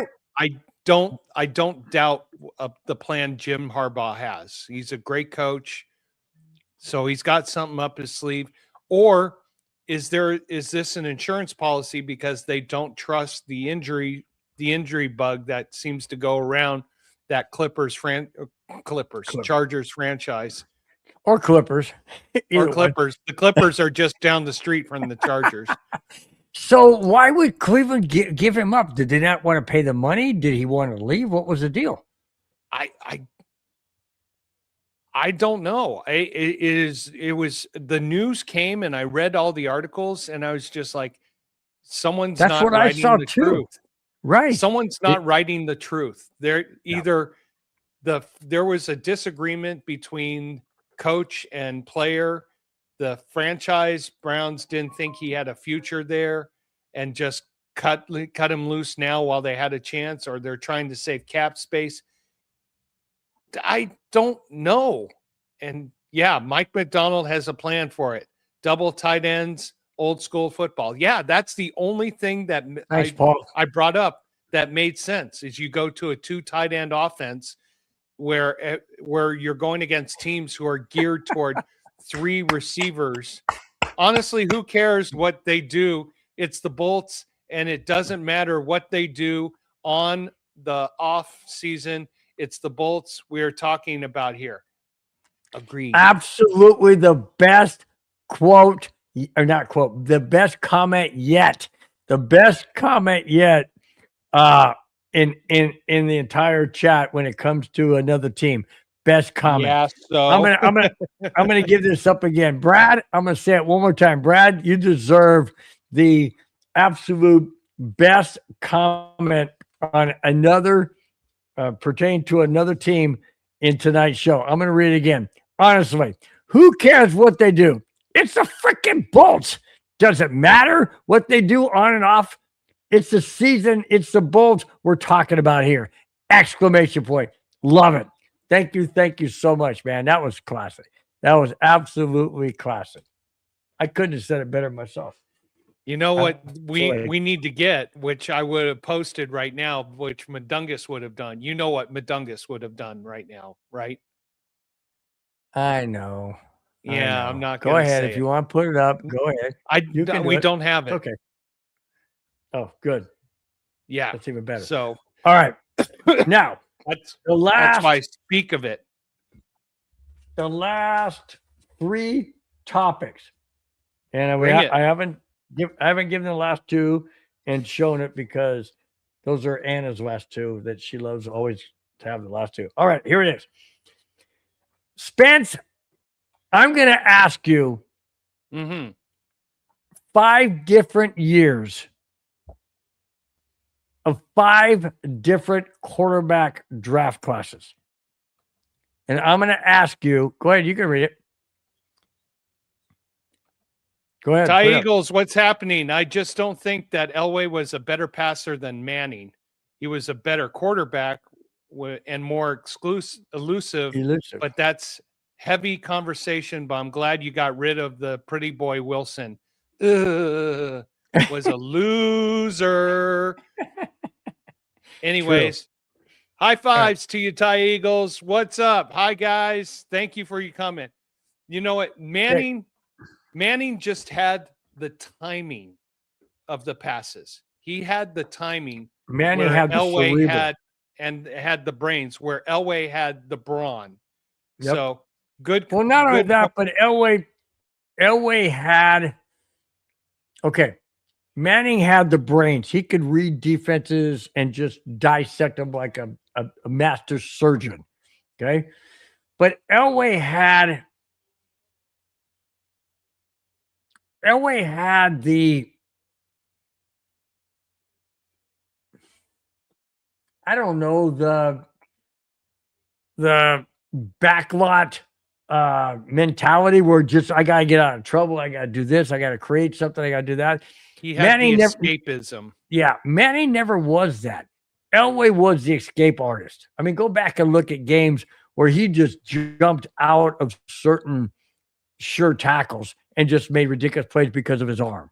He did that in high school. I saw a high school play where he threw from some high school and like 60 yards. Granada Hills. Granada Hills. It was ridiculous. I'm like, holy crap. Yeah. I mean, high school? Jeez. All right. Let me get to this. We got the last 3 topics. I'm going to give you 5 quarterback draft classes. Okay. And I'll give them the years and the 4 quarterbacks. And I want you to write this down if you don't mind.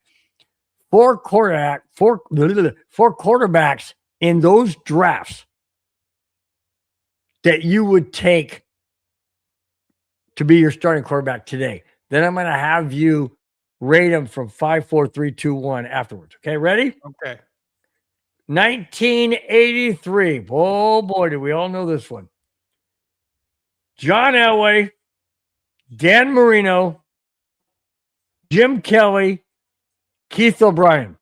Ken O'Brien. Yeah. So Elway, Marino, Kelly, O'Brien, 1983. Got that? Got it. 2004, Eli Manning, Phillip Rivers, Ben Roethlisberger, Matt Schaub. Okay. 2018, Lamar Jackson, Josh Allen, Sam Darnold, Baker Mayfield. Okay. Hang on. 2020, Joe Burrow, Jalen Hurts, Justin Herbert, Jordan Love. Okay. 2024, Caleb Williams, Jaden Daniels, Drake May, Bo Nix. Got it? Got it. All right. Let's go back. Oh, you skipped 19. one. Nope, I didn't. That was 2020. It was 83, 04, 18, 20, and 24. Oh, I thought you were going to do 2012 also. No, I didn't have that one. That wasn't on this list. This is from NFL Network. Okay, perfect. Okay, so 1983. Who would you take out of that class? If I had only one choice, Yep. oh, it's Elway, bar none. Okay. 2004. Manning, Rivers, Roethlisberger, or Schaub? Roethlisberger. Really? Yep. Okay. All right. 2018. Jackson, Allen, Darnold, or Mayfield? Josh Allen. Okay. 2020. Joe Burrow, Jalen Hurts, Justin Herbert, Jordan Love. Joe Burrow. And 2024, I know it's Bo Nix, but I'm going to say him anyways. Caleb Williams, Jaden Daniels, Drake May, or Bo Nix? Bo Nix. Okay. Now, out of those 5, who is the 5th one that you would take at quarterback today? Out of those 5 that you mentioned. Today, here in 2026, honestly, If you had to have a starting quarterback 2026, of those 5, who was the least one you'd want to have? I hate to say this, but only because it is right now, Bo Nix. What? Out of those 5. I'm being honest. Well, think of the other. I'm think shocked. of the other ones. Shocked. Well, yeah, but because you're going on their history, Right. but you have to. You have to. You're right. You have to. Okay. Now who's number 4? Joe Burrow. Wow, interesting. Joe Burrow of Cincinnati. Okay, who would be number 3? Ben Roethlisberger. Okay, that only leaves 2 left. Who's number 2? Josh Allen. I mean, the arm and the legs and what he has done in Buffalo. I think he just needs the right system for him. Number 1 is John Elway. I would love to have John Elway anytime, any place, anywhere. Wow. Okay, so Bo Nix number 5. Joe Burrow number 4. Joe Burrow 4. Number 3, Josh Allen. No, number 3, Ben Roethlisberger. I mean Ben Roethlisberger 3. Number 2, Josh Allen. Number 1, John Elway. Wow. Yeah. Interesting. Okay. I've watched Josh Allen since he was in Wyoming. I mean, the legs, the height. Yeah, Elway. Well, wow. Brad says Elway followed by Eli Manning and then Bo Nix. Roethlisberger versus Eli Manning. Who would you take? You would take Eli Manning. Eli Manning had the brains, but Roethlisberger had everything else. Josh Allen is the modern day Elway without the Super Bowls. Well, remember, John Elway lost 4 Super Bowls. Yeah. So there you go. And well, Josh Allen's never been to one. It hasn't been there yet. But Josh Allen has all the tools. He just hasn't had a complete team with him. Yes. Sure. Yet. And Ty Eagles, good comment there. Josh falls apart in the end. Yeah. But he makes, unfortunately, what he hasn't gotten yet is getting rid of those untimely mistakes. I mean, look at what he did against the Broncos. 5 turnovers, and including the one that was probably the killer was the fumble at just before the end of the first half, which led to points going the other way than his way. Yep. Paul says, I don't remember those losses by Elway.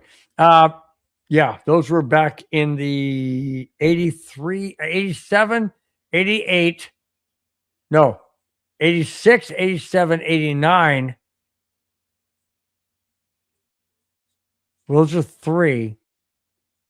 And then he won 2 Super Bowls. So those are, I think he lost 3 and won 2, something like that. I could be mistaken, but I know he lost those 3. Paul, I also have a selective memory. I don't remember the Super Bowls we lost. You don't want to. That's why. Like I said, selective memory. You know, my wife says I have selective hearing. Yeah. She's like, take out the garbage. I'm like, okay, I'll take out more beer and put it in the refrigerator. Yeah. Well, hey, she told you to take something out, so you did. If Bo doesn't get hurt, Denver wins the Super Bowl. I would say this. I don't know. If Bo doesn't get hurt, we get to the Super Bowl, but that Super Bowl would have been very, very competitive. Yep. Would we have beaten Seattle? That's why we're going to play on Thursday night in week 6. Yep. All right. So me too, Paul Costa. Funny, I only remember the wins. All right, let me pull this up. So we're going to do another one that I want you to comment on. Which game of the international games, and there's like 85 of them this year, I guess, something like that.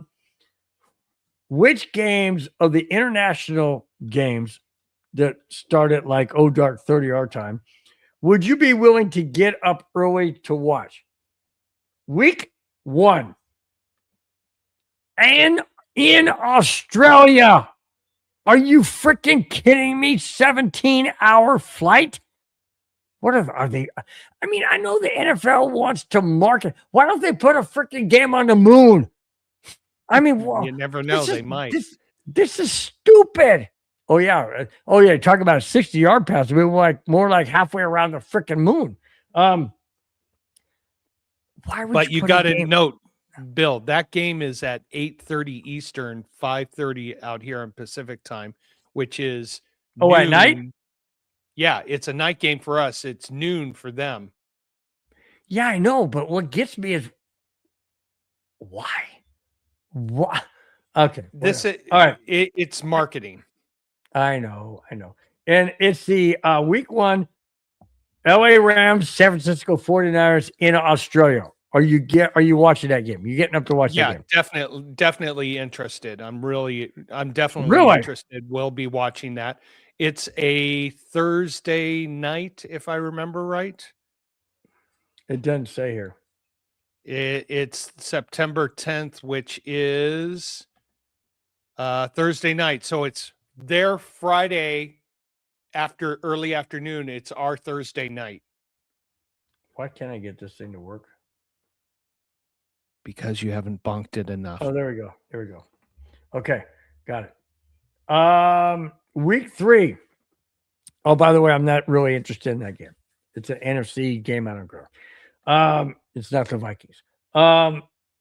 Week 3, Ravens, Cowboys in Brazil. Rio de Janeiro. Some interest, but some interest. Really? Yeah. Okay. Week 4, Colts, Commanders in London. Yawn. Not waking up. I'm not waking up that early for that game. Right. Week 5. Good gosh, it was like every freaking week. Week 5, Eagles, Jaguars, London. Interest. It piques my interest. You've got the Philadelphia Eagles, who have some potential in the NFC, against Jacksonville, who's coming off a good season. Now, can they put back-to-back seasons together? So, some interest. Okay. Ty Eagle says, unfortunately, no stadiums on the moon. Well, yet. You never know. That's cool. Yeah, I agree, Paul. The league has gone insane. Aren't they playing in Australia this year? Yeah, we just mentioned that. We discussed it. Yeah, it's stupid. I understand the NFL trying to become a global product, but to make some teams travel all the way to Australia, get acclimated to it. Granted, you have to do it week 1 because there's a week and a half break between the last preseason game and that first game. So, and then don't they have to have like a 3-week bye because they got to get acclimated back to being exactly. That's why they have the game on a Thursday, so they have a week and a half to get back to the West Coast and get reacclimated. Stupid. It's bold. It's a bold maneuver. I know, but we'll see how it plays out. Hey, let me ask you this. If it was the Broncos and Chiefs in Australia, would you be pissed? Yes, beyond. Absolutely. Absolutely. That's my point. That's my point. All right. Week 6. Texans at, or not at, I don't know if it's at, because it's international. So Texans, Jaguars, London. Yawn. So you got Eagles, Jaguars, week 5. Texans, Jaguars, week 6. So obviously Jaguars are home team. Yes. Stupid. Yeah. All right. Week 7, Steelers, Saints in France. In France. Bonjour, comment allez-vous? No, I forget my French. Sorry, Mom. I know you sent me to French lessons. I just remember. Hello. Is this America? Hello. No, thank you. No, thank you on that one. Yeah, no, thank you. Bengals, Falcons in Espanol, Spain. Yawn. Thanks, but no thanks. Not waking Patriots, up early. Patriots, Lions in. Oh, I can't do that. In Germany.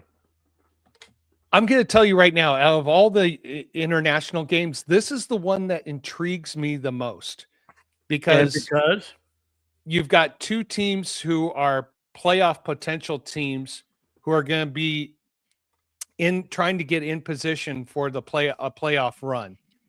This game I would wake up early for because I want to see how both teams perform and how they're positioning themselves. So intriguing game for me. This is, out of all the international games, this is the one I would get up early for. Wow. All right. Before we get to the last one, which is the one I would watch or will watch, personally, Ty Eagles says, personally, to me, it's too much travel. I agree. I agree. I could understand East Coast teams going to London. All right. That's about the same travel as a New England having to fly to Los Angeles or Hawaii. Or Hawaii. Well, there is no pro team in Hawaii. So I could understand them going to London. There ain't no pro team in freaking Australia either. Exactly. I think that's a little extreme. Now, going to Mexico City. Okay, great. Going to Rio de Janeiro, that is a little long travel. So I understand what the NFL is trying to do and making themselves a global product and more visible. Sebastian Vollmer is from Germany. Defensive end, the former offensive lineman for the Patriots. I did not know that. Oh, nice. I did not know that. Well, good information, Paul. Yeah, thanks, Paul. Thanks, Paul. Now, the week 11, the last international game, I'm getting up to watch this. Why? Yawn.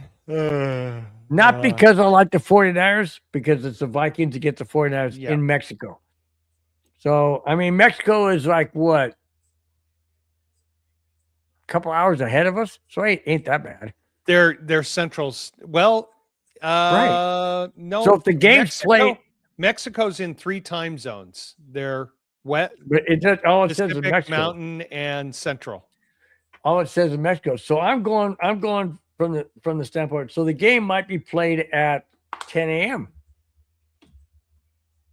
So there you go. My mom just got on my case. For shame, the Frenchman is coming on Monday to see us. So we've got some dealings with a gentleman from France, and so I gotta get brush up. I gotta get brush up on my je ne sais quoi and my un deux trois and quatre cinq seats. All you have to do is say voulez-vous coucher avec moi to your wife. Well, I do that to my wife. Why? Because I'm supposed to speak to her in Spanish, not French.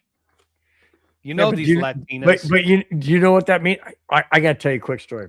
Okay. I hope my wife never listens to this. But anyways, I'm in trouble now. We're in trouble. I'm always in trouble. I was working as a courier. This is before I met my wife, so it doesn't matter to her. But I was married to my first wife, who decided to leave me years ago. Anyways, so I was working as a courier, and there was this French girl, gorgeous. Oh my gosh, she was gorgeous. She was a French girl. Her name was Paige Jocelyn, and she knew French. Obviously, she's French. So anyway, so I got to talking to her one day and whatnot, and I said, Paige, would you explain what this French phrase means? Because I really don't know, but I have an idea, but I just want to be accurate. And she said, sure, And I said, so what does voulez-vous coucher avec moi mean? And she looked at me straight in my eye and she said, I would if you weren't married.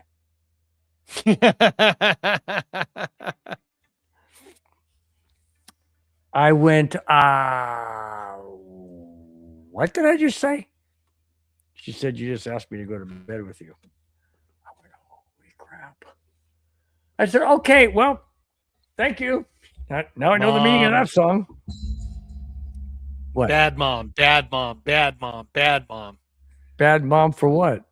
Oh, she sent an interesting text. I can't read it. Bad mom. Why can't you read it? Because she says, hey, Bill, how about an older woman for your third wife? Mom. No. Your mom, now hang on a second. I'm going to say something about that. Your mom sounds like a very, very fun person to be around. She really does. She really does. She sounds like she's flirtatious to a point and then just kind of let you hang. That's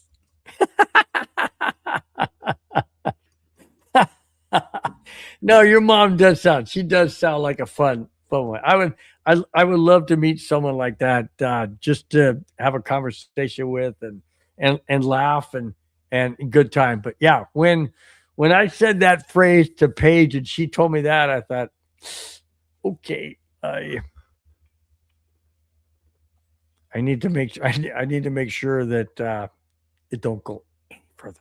All right, which it didn't. But she was gorgeous. Last topic. I need to cool myself down. Last topic. The Colorado Avalanche advanced to the third round of the Stanley Cup playoffs with an absolutely unfreaking believable comeback win over the Minnesota Wild in overtime 2 days ago on Wednesday. They will face their nemesis, the Vegas Golden Knights, next Wednesday in Colorado for Game 1. Spence, I know I've been chastised by Mundungus. I know I've been chastised by other people and whatnot. I don't care. Bottom line is, when a team hasn't done jack diddly squat for 2 periods and 16 minutes of the entire game, and you're trailing 3-1 on a goal in the second period, but you haven't done anything else when you've had the opportunity and chances to do it. There's no way in my mind that I'm thinking things are going to change in the last 4 minutes. That just doesn't happen. On Monday night in Minnesota, the Avalanche trailed 3-0, just like they did in game 5. In game 5. They trailed in Minnesota in game 4, 3-0 after the first period. And they lost 5-1. In game 5, they trailed 3-0 after the first period. And it was 3-1 with 4 minutes left of the game. Does anybody in the right mind think they're going to win? Absolutely not. You can hope to, you can want to, but to actually expect it? No, I did not expect that. And the announcers did not either, because I listened to the Avalanche announcers, and they said verbatim, they said, Avalanche trail 4 minutes to go. They're going to have to think about pulling the goalie a lot earlier than a 2-minute mark. And it doesn't look good. And it looks like we're going back to Minnesota. They did not believe it. And if they see this team day in and day out practice and do whatever they do, how am I, as a fan, supposed to expect when we lost 5-1 after trailing 3-0 in game 4, and we're trailing 3-1 with 4 minutes left in the game. There's no way in the world we could come back and win this game, but we did. And that's the resilience of this team. I've been called naysayer. I've been called Debbie Downer. I don't care. It's because what I see in front of me is what I got to go by. Spence, an incredible, incredible comeback. I know you're not an Avalanche fan, but you have to admit that was unbelievably insane. Tell everybody what you texted me with 5 minutes to go in the game. We're done. We've lost. We're done. We're going back to Minnesota. This game's done. We're over. Yeah, And because that's tell what everybody I here saw. what I texted you back. What? That I'm a Debbie Downer? No, I said, Bill, you still have 5 minutes. If they can get a quick goal here, it's going to make it interesting. And you said, no. But And you then I said it would make texted- it interesting. You Yeah. didn't say we could win it. That's the difference between negative Nancy and positive Patty. Come on now. You're always got a chance. And then, of course, they score and I go, Bill, what's happening? How about this? And you texted back, no, there. You always believe it's going to happen until the final horn is sound. You always have to believe. You always got to be an optimist. Here's the reason why I can't. Okay. I see black and I see white. I don't see gray. I don't see Bronco Bill left the stand before the game. I didn't leave the stand. I watched the entire game. Guys, you don't understand me. You guys really don't understand me. I watched the entire game, but I watched every single Bronco game, Avalanche game. Look at you guys don't believe me? When I tell you I'm watching my Cub game, look, we're gonna get copyrighted, but that's a Cub game right there. No Okay? worries. So I'm watching every freaking game. I do. I got the Cub game right. The Cubs just scored right now. It's 5-4 over the White Sox. Sox. So I watch every game. Does that mean that I think we're going to win every game? No, I'm a realist. I see what's in front of me. Did I think the Cubs were going to win the World Series after we gave up that home run to whomever that guy was for Cleveland that tied the game? Did I think we're going to win that World Series? No. Why? Because we've blown it so many years prior. I go by what I see. I go by what's happening in front of me. You know, people say, "Oh, you've got to have hope. You've got to have belief. You got to have hope." I get that, but when I'm seeing a certain pattern that hasn't changed, how in heaven's name am I supposed to believe it's going to change with 4 minutes left? Then they scored with 3 minutes and 33 seconds left. Then they scored with 2 minutes and some odd seconds left, and then they win it in overtime. Unbelievable. Absolutely unbelievable. Yes. I'm going to tell you this story, and this is a true story. There was a game between the LA Kings and Philadelphia Flyers back in, I believe it was 86 or 87. And at the time, I went to the games and stayed until the end. I know my dad wanted to go, but we stayed until the end. There was 26 seconds left, and we were down by 2. Face off in the Philadelphia Flyer zone. We win the face off, shot, score. Wow. And then face off, quick, dump the puck, bang, bang, score again. Tied the game got 2 goals in less than 26 seconds, tied the game. That has always made me a believer. It's not over until that horn sounds. I have seen crazy finishes, unbelievable finishes in hockey. You stay until that final buzzer. Okay, I get that, but here's the problem I have.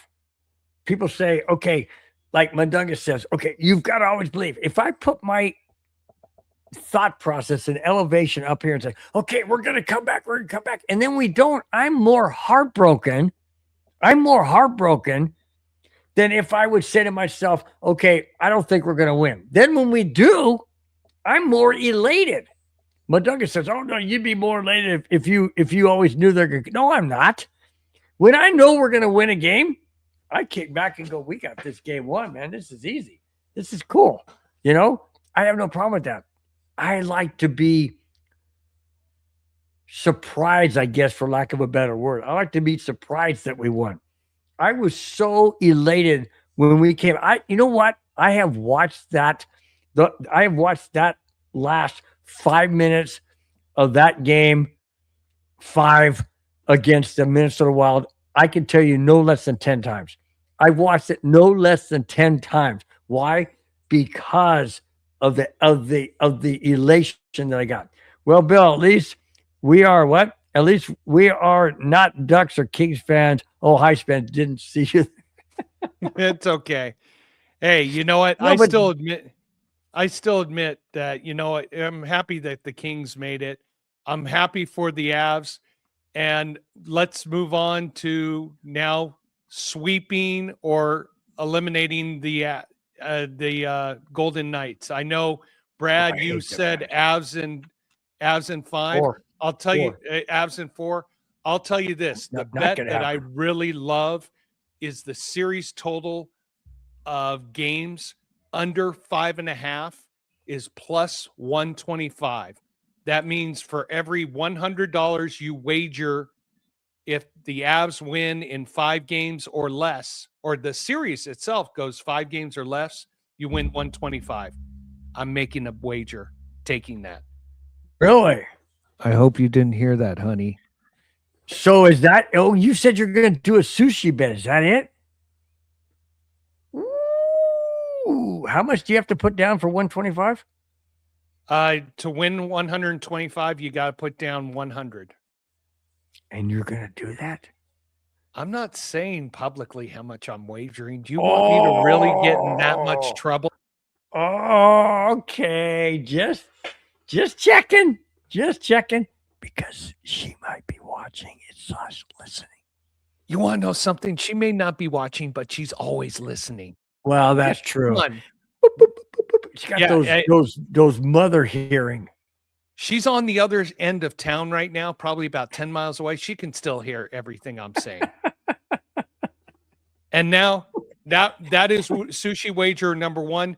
Number 2, sorry everybody, I did not have a Kentucky Derby pick for you, but I've got a Preakness pick for you. And the horse is number 1, Taj Mahal. Now, this year, the race is being run at Laurel Park and not Pimlico because Why? Pimlico is doing some reconstruction. So they're at Laurel Park, which is the sister racetrack to Pimlico in Maryland. So this track, normally both tracks in Maryland play to speed horses. So Hold on. any of those Keep going. I got to step out real quick.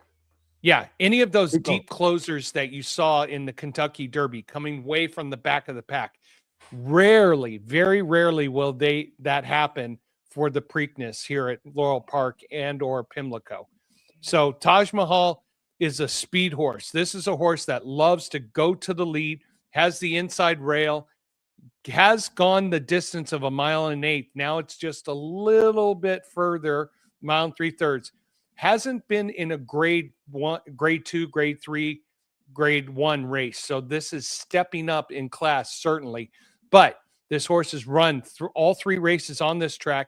His first race was at 6 furlongs or 3/4 of a mile and came closing, ramming from the back of the pack, which, like I said, you don't often see, but at a shorter distance, went up to 1 mile in the mud, in the dirt, loved in the mud, ran gate to wire. This race got last one out, got to a huge lead, still held on against tougher competition. Race, the horse is 5-1 on the morning line. I really, really like the one horse, Taj Mahal, in the Preakness come tomorrow afternoon. Wow. Sweet, man. Sweet. Well, And if we good. if I can get 5-1 on it, Excellent, Smithers. Now, is that a long shot? no, he's. Favorite? I think he's the second choice. Let's see. Is the one that won the Kentucky Derby with the female owner or trainer or whatever she was. I think it's the owner. Is that the favorite again? No, not running in this race, and it's a smart decision by that. Why? Because these tracks in Maryland don't play to horses that close or come from the back of the pack. They're not those. That's so a different that horse type is of a journey. closer. That I chose. No. The one that won the Kentucky Derby. Yes. Huh. So what do you mean? I don't understand. So explain real quick what tracks mean or how tracks play for horses that are closers or sprinters or whatever. I don't know the terminology. So whatever. usually it's the mixture of the dirt. I mean, if it's a well compacted, very, very heavy dirt or very light dirt that is well compacted, speed horses are going to do a lot better because they are just skipping over the ground and just, moving over gliding, kind of like gliding over the ground. Whereas a deeper track, which is kind of like Kentucky, Churchill Downs or Del Mar out here, have a more deeper sand-based dirt system. So where those front runners who are running really hard are just digging deeper holes and deeper holes. And these closers usually cut, and those holes are more toward the inside of the track. Closers come from the outside, and they've got all this momentum, all this speed that they're building up, getting used to the surface where they start gliding over, where these front runners are tired and they're digging and digging more. So that's usually the difference in the tracks is what the dirt is made of. Like out here in California, Santa Anita is a dead speed track. That dirt is so firm that it almost feels like you're running on cement. So that's why front runners typically do good at Santa Anita as compared to some of the other tracks. Interesting.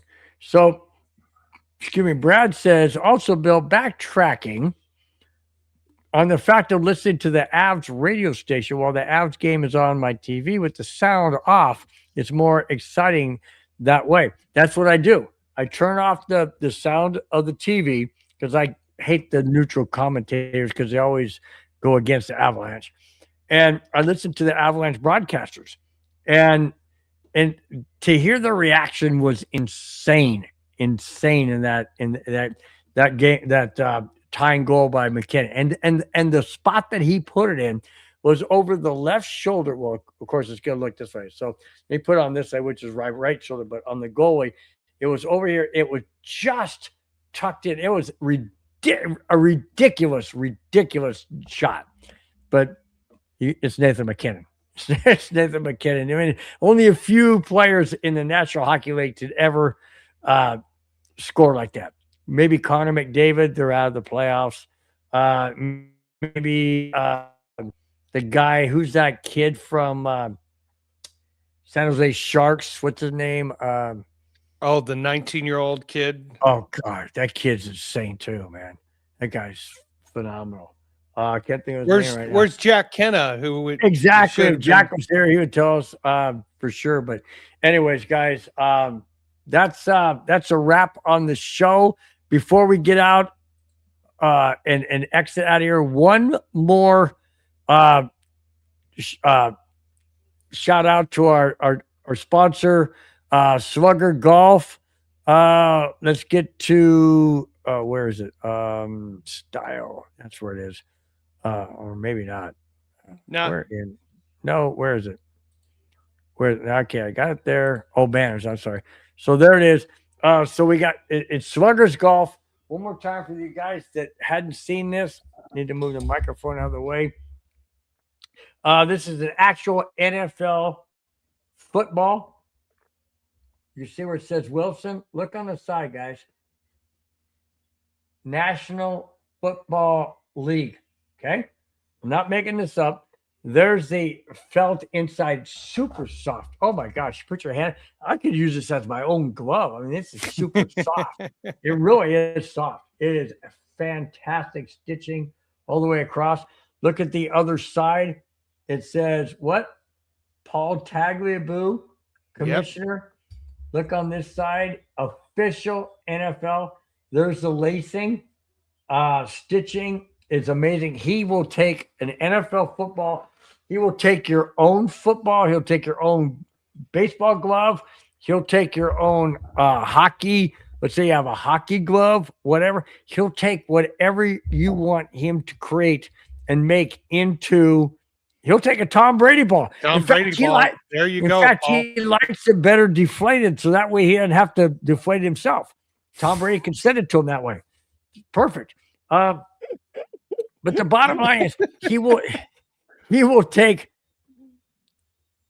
I think I said something that may have been a little. You can take Tom Brady's ball. I know. That's why I'm cracking up. Anyways, so go and click on the QR code, like Spence could do up there on the upper right-hand corner. Click on the QR code. There you go. And check out everything he can do. He's also on Twitter. Or is it, what's that one with the little, It's X. No, not, he's on X? Or Instagram? Yeah, the one with the little, like, curly thing. Look like a little, let me find I believe that's Instagram. It's the one that looks like TikTok.